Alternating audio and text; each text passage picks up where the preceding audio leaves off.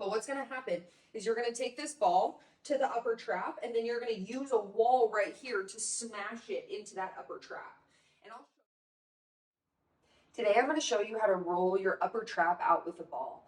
And although this is one of the best feeling things ever, if we're breathing with these muscles, our neck and our upper traps all the time, because we're chest breathing, no matter how much we roll it out with a ball, if it's being functionally used all the time, it's not actually going to get any softer. So it's really important that you pair this with great breathing exercises like our 360-degree breathing, so that you're starting to actually change the patterns in your body instead of just using this Band-Aid. Although we like this Band-Aid and it feels good when you use it in the right way.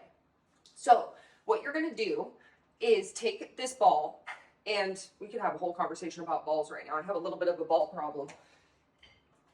So lacrosse balls, hard. I wouldn't start here. You can work up to this.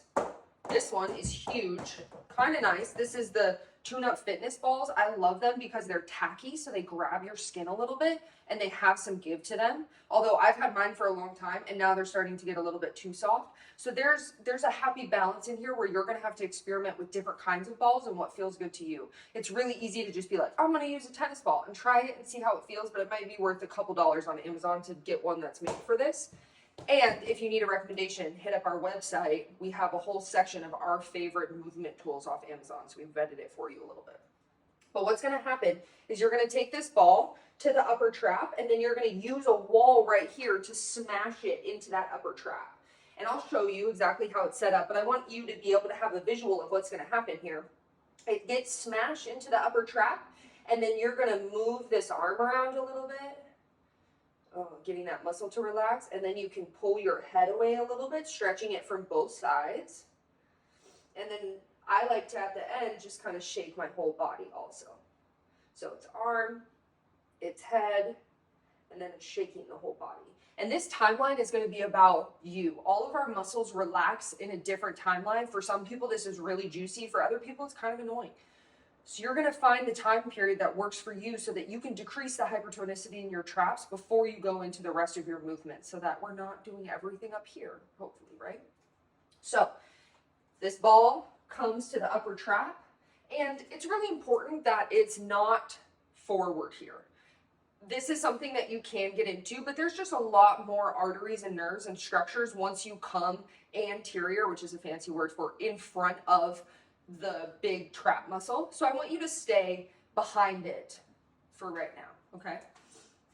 So that ball goes onto the trap, and then the ball goes onto the wall. Now I'm using a side wall here because it's really important for your head to have somewhere to be. You can imagine if there was a wall right here, it'd be like in this weird craning position. We don't want to do that. So once I'm set up like this, I'm going to move my feet around so that I can find a comfortable place where I'm hinging at my hips as much as possible so that my diaphragm and my pelvis are still parallel to each other. It's really easy to kind of get into a poor position here. So just set yourself upright, okay? And then from here, you're going to move that arm around a little bit, getting that muscle to relax. And then you can move the head around a little bit. It feels so good. And then you can shake the whole body a little. So I just got only one part of my trap, and that was pretty quick. But now I can take this and move the ball into a little bit of a different area, right? So that ball doesn't cover my entire trap. So you're just going to shift it around a couple of times to get the different parts of this muscle, and you're going to probably find a spot for you that's way more intense than the other ones. That's a good place to hang out in. And again, move the arm, move the head.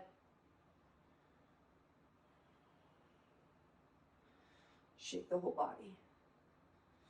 And even here, my toes are spread on the floor, my feet are wide. I'm using every movement that I do in my movement time to reinforce good patterns in my body. I hope you enjoy rolling out your traps with a ball.